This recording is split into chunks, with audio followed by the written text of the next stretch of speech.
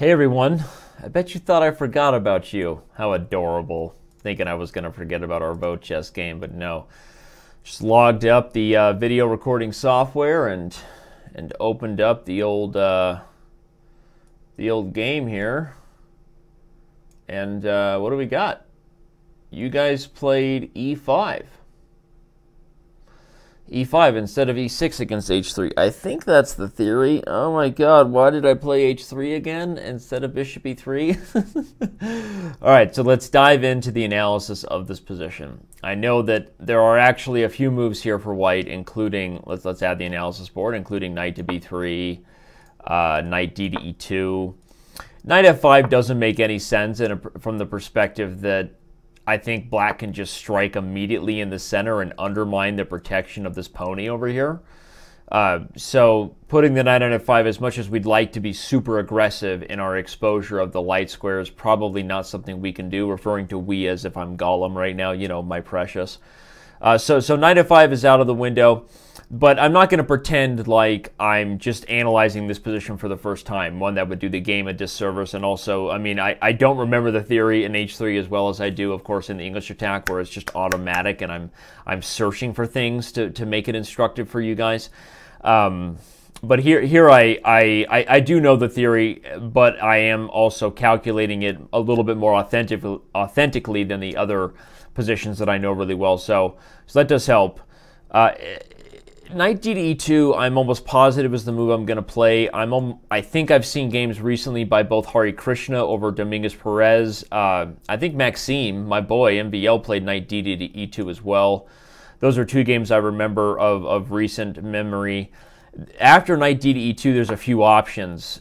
You don't always have to play an immediate relocation of the knight to like g3 with the idea of getting the bishop out and a more normal structure. You can also leave the knight on e2 and play for g3 and bishop to g2, with the idea being that with the bishop on this diagonal, the h1 a8 diagonal, you can put the knight on d5, and then this knight, which seemed to be misplaced on e2, wasn't really. One, it didn't block the bishop because you chose to develop it via g3 and bishop g2, and the knight on e2 ends up being useful because once this knight moves, the knight can come to c3 and back it up.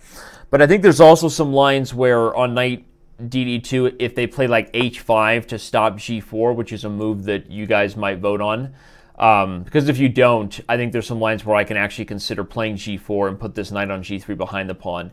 I'll have to research and dive into my own theory to remember in my brain what the move is here. But I think after h5, I have a couple options. Still g3, as well as bishop to g5, which if I pin the knight, now something a little more standard. The knight may come to g3. I may castle long. I may go for knight to d5. This is like sort of h3 meets normal development schemes that I'm familiar with in the English attack, less positionally oriented like g3, which is really about exposing the light squares, bishop g2, knight d5, having a space advantage. So I'm going to play knight d to e2.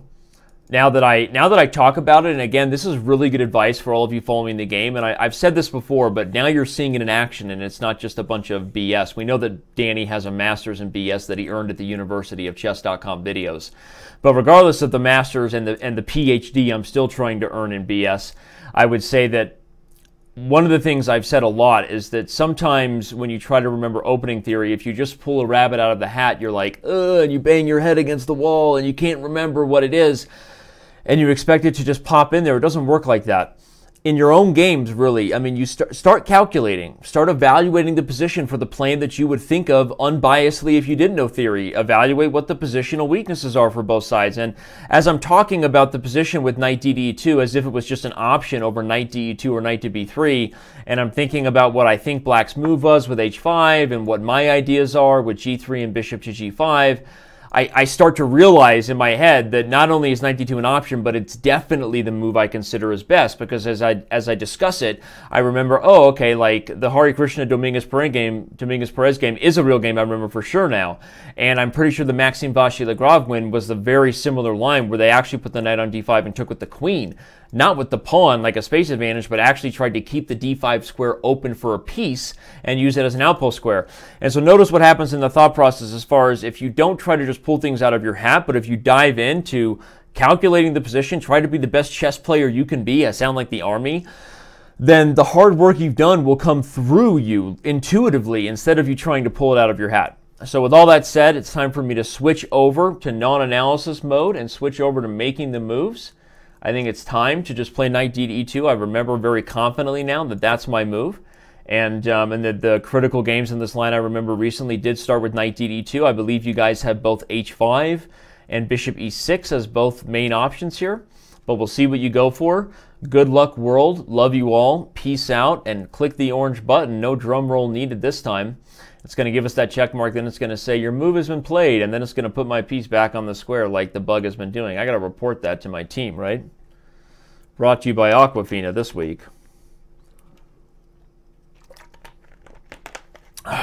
So we do a little hard refresh just to make sure the move has gone through.